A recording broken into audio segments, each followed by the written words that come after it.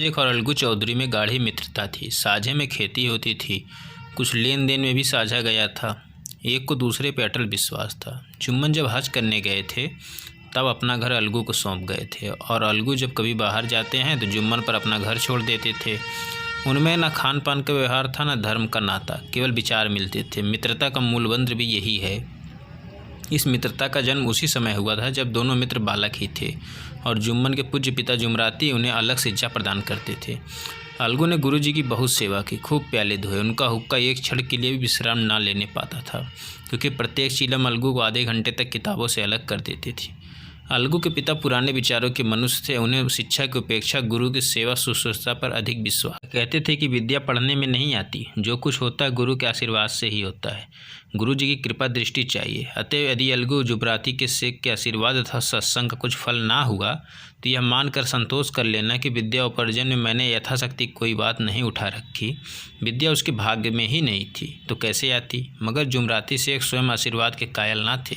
उन्हें अपने मोटे सोटे पर अधिक भरोसा था, और उसी सोटे के प्रताप से आसपास के गाँव में जुम्मन की पूजा होती थी। उनके लिखे हुए रेहननामे या बैनामे पर कचहरी का मुहर्रिर भी कदम न उठा सकता था। हल्के का डाकिया, कांस्टेबल और तहसील का चपरासी सब उनकी कृपा की आकांक्षा रखते थे। अतएव अलगू का मान उनके धन के कारण था तो जुम्मन शेख अपनी अनमोल विद्या से ही सबके आदर पात्र बने हुए थे। जुम्मन शेख के एक बूढ़ी खाला थी। उनके पास कुछ थोड़ी सी मिल्कियत थी, परंतु उसके निकट संबंधियों में कोई ना था। जुम्मन ने लंबे चौड़े वादे करके मिल्कियत अपने नाम लिखवा ली। जब तक दान पत्र की रजिस्ट्री ना हुई थी तब तक खाला जान का खूब आदर सत्कार किया गया। उन्हें खूब स्वादिष्ट पदार्थ खिलाए गए, हलवे पुलाव की वर्षा की गई। रजिस्ट्री की मोहर ने खातिरदारियों पर भी मानो मोहर लगा दी। जुम्मन की पत्नी ने करीमन अपनी रोटियों के साथ कुछ तेज तीखे सालन भी देने लगी। जुम्मन शेख भी निठुर हो गया। बेचारी खाला जान को नित्य ही उस बातें सुननी पड़ती थी। बुढ़िया न जाने कब तक जिएगी। 2-3 बीघे उसर कह दे दिया, मानो मोल ले लिया। बघारी दाल के बिना रोटियां नहीं उतरती। जितना रुपया इसके पेट में झुका उतने में तो गाँव मोल ले लेते। कुछ दिन खाला जान ने सुना सहा, पर जब ना सहा गया तब जुम्मन से शिकायत की। जुम्मन ने तो स्थानीय कर्मचारी गृह स्वामी के प्रबंध देना उचित ना समझा। कुछ दिन तक यूँ ही रो धोकर काम चलता रहा। अंत में एक दिन खाला ने जुम्मन से कहा, बेटा तुम्हारे साथ मेरा निर्वाह ना होगा, तुम मुझे रुपया दे दिया करो, मैं अपना पका खा लूँगी। जुम्मन ने धृष्टता से कहा, रुपए क्या मेरे यहाँ फलते हैं? खाला ने नम्रता से कहा, मुझे कुछ रुका सुका चाहिए भी नहीं। जुम्मन ने गंभीर स्वर से जवाब दिया, तो कोई यह थोड़े समझता कि तुम मौत से लड़कर आई है। खाला बिगड़ गई। उन्होंने पंचायत करने की धमकी दी। जुम्मन हंसे, जिस तरह कोई शिकारी हिरनी को जाली की तरफ जाते देखकर मन ही मन हंसता है। वह बोले, हाँ जरूर करो, फैसला हो जाए। मुझे भी दिन रात की खटपट पसंद नहीं है। पंचायत में किसकी जीत होगी इस विषय में जुम्मन को संदेह ना था। आसपास के गांव में ऐसा कौन था जिनके अनुग्रहों का ऋणी ना हो? ऐसा कौन था जो उसके शत्रु बनने का साहस कर सके? किसमें कितना बल था जो उसका सामना कर सके? आसमान के फरिश्ते तो पंचायत करने आएंगे ही नहीं। खाला हाथ में एक लकड़ी लिए आसपास के गांवों में दौड़ती रही। कमर झुककर कमान हो गई थी। एक एक पक्ष चलना दुभर था, मगर बात आ पड़ी थी। उसका निर्णय करना जरूरी था। बिरला कोई आदमी होगा जिसके सामने बुढ़िया ने दुख के आंसू ना बहाए। किसी ने तो यूँ ही ऊपरी मन से हूँ करके टाल दिया। किसी ने इस अन्याय पर जमाने की गालियाँ दी। कहा, कब्र में पाँव लटके हैं, आज मरे कल दूसरा दिन। पर हवस नहीं मानती। अब तुम्हें क्या चाहिए? रोटी खाओ, अल्लाह का नाम लो। अब तुम्हें खेती बाड़ी से क्या काम है? कुछ ऐसे सज्जन थे जिन्हें हास्य रस के रसास्वादन का अच्छा अवसर मिला। झुकी हुई कमर, पोपला मुँह, सन के बाल। जब इतनी सामग्री एकत्रित हो तो हंसी क्यों ना? न्यायप्रिय और दीन वत्सल पुरुष बहुत कम थे जिन्होंने इस अबला के दुखड़े को गौर से सुना और सबको सांत्वना दी हो। चारों ओर से घूम घाम कर बेचारी अलगू चौधरी के पास आई, लाठी पटक दी और दम लेकर बोली, बेटा तुम भी दम भर के लिए मेरी पंचायत में चले आना। अलगू, मुझे बुलाकर क्या करोगी? कई गांव के आदमी तो आएंगे ही। खाला अपनी विविधता तो सबके आगे रो आई। अब आए या ना आने का अख्तियार उनको ही है। अलगू, यूँ आने को आऊँगा मगर पंचायत में मुँह ना खोलूँगा। क्यों बेटा? खाला बोली। अब इसका क्या जवाब दूँ? अपनी खुशी। जुम्मन मेरा पुराना मित्र है, उससे बिगाड़ नहीं कर सकता। खाला, बेटा क्या बिगाड़ के डर से ईमान की बात ना कहोगे? हमारे सोए हुए धर्म ज्ञान की सारी संपत्ति लुट जाए तो उसे खबर नहीं होता, परंतु ललकार सुनकर सचेत हो जाता है। फिर इसे कोई जीत नहीं सकता। अलगू इस सवाल का कोई उत्तर ना दे सका, पर उसके हृदय में शब्द गूंज रहे थे। संध्या के समय पेड़ के नीचे पंचायत बैठी। शेख जुम्मन ने पहले ही फर्श बिछा रखा था। उन्होंने पान, इलायची, हुक्के, तंबाकू आदि का प्रबंध भी किया था। हाँ, वह स्वयं अलबत्ता अलगू चौधरी के साथ जरा दूर बैठकर जब पंचायत में कोई आ जाता तब दबे हुए सलाम से उसका स्वागत करते। जब सूर्य अस्त हो गया, चिड़ियों के कलरव युक्त पंचायत पेड़ों पर बैठी, तब यहाँ भी पंचायत शुरू हुई। फर्श की एक अंगुल जमीन भर गई, पर अधिकांश दर्शक ही थे। निमंत्रित महाशयों में से केवल वे ही लोग पधारे थे जिन्हें जुम्मन से अपनी कुछ कसर निकालनी थी। एक कोने में आग सुलग रही थी। नाई ताबड़तोड़ चीलम भर रहा था। निर्णय करना असंभव था कि सुलगते हुए उपलों से अधिक धुआं निकलता था या चीलम के दमों से। लड़के इधर उधर दौड़ रहे थे, कोई आपस में गाली गलौज करते, कोई रोते। चारों तरफ कोलाहल मच रहा था। गांव के कुत्ते इस जमाव को भोज समझकर झुंड के झुंड जमा हो गए थे। पंच लोग बैठ गए। बूढ़ी खाला ने उनसे विनती की, पंचों, आज 3 साल हुए मैंने अपनी सारी जायदाद अपने भांजे जुम्मन के नाम लिख दी थी। इसे आप लोग जानते ही होंगे। जुम्मन ने मुझे ता हयात रोटी कपड़ा देना कबूल किया। साल भर तो मैंने इसके साथ रो धोकर काटा, पर अब रात दिन का रोना नहीं सहा जाता। मुझे न पेट की रोटी मिलती, न तन का कपड़ा। बेकस बेवा हूँ, कचहरी दरबार नहीं कर सकती। तुम्हारे सिवा और किसको अपना दुख सुनाओ। तुम लोग जो राह निकाल दो उसी राह पर चलूँगी। अगर मुझ में कोई ऐब देखो तो मेरे मुँह पर थप्पड़ मारो।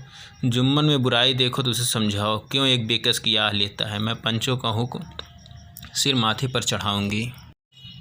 रामधन मिश्र, जिनके कई आसामियों को जुम्मन ने अपने गांव में बसा लिया था, बोले, जुम्मन, किसे पंच बदते हो? अभी से इसका निपटारा कर लो, फिर जो पंच कहेंगे वही मानना पड़ेगा। जुम्मन को इस समय सदस्यों में विशेषकर वे ही लोग दिख पड़े जिनसे किसी न किसी कारण उसका वैमनस्य था। जुम्मन बोले, पंचों का हुक्म अल्लाह का हुक्म है। खाला जान जिसे चाहे उसे बद दे, मुझे कोई उज्र नहीं है। खाला ने चिल्ला कर कहा, अरे अल्लाह के बंदे, पंचों का नाम क्यों नहीं बता देता? मुझे भी कुछ मालूम हो। जुम्मन ने क्रोध से कहा, इस वक्त मेरा मुंह ना खुलवाओ, तुम्हारी बन पड़ी है, जिसे चाहो पंच बदो।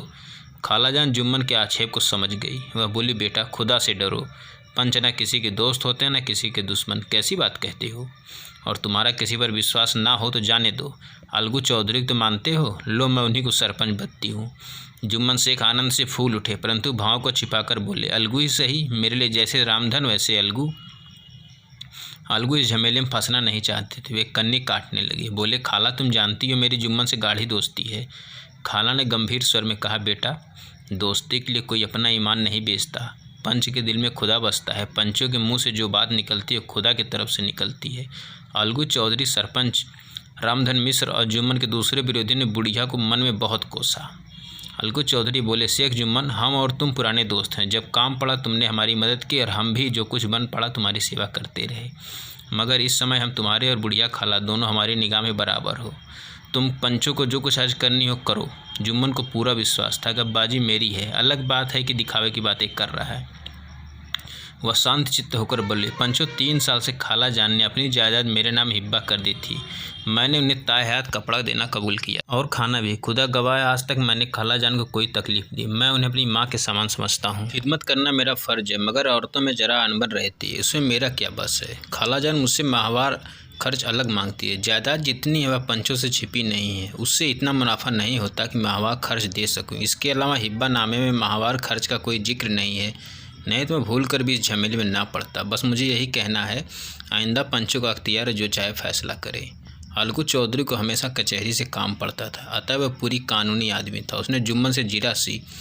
एक एक प्रश्न जुम्मन के हृदय पर हथौड़ी की चोट की तरह पड़ता था। रामधन मिश्र इस प्रश्नों पर मुग्ध हुए जाते थे। जुम्मन चकित थे कि अलगू क्या हो गया।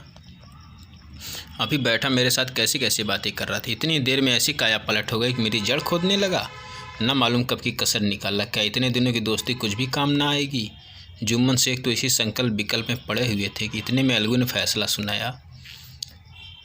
जुम्मन शेख, पंचों ने इस मामले पर विचार किया। उन्हें यह नीति संगत मालूम होता है कि खाला जान को माहवार खर्च दिया जाए। हमारा विचार है, खाला की जायदाद से इतना मुनाफा अवश्य होता है कि माहवार खर्च दिया जा सके। बस यही हमारा फैसला है। अगर जुम्मन को खर्च देना मंजूर नहीं है तो हिब्बा नामा रद्द समझा जाए। यह फैसला सुनते ही जुम्मन सन्नाटे में आ गए।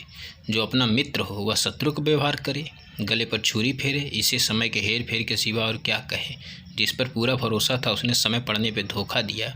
ऐसे ही अवसरों पर झूठे सच्चे मित्रों की परीक्षा की जाती है। यही कलयुग की दोस्ती है। अगर लोग ऐसे कपटी धोखेबाज ना होते तो देश में इतने आपत्तियाँ और प्रकोप क्यों होते। हैजा, प्लेग, व्याधियाँ, दुष्कर्मों के ही दंड हैं।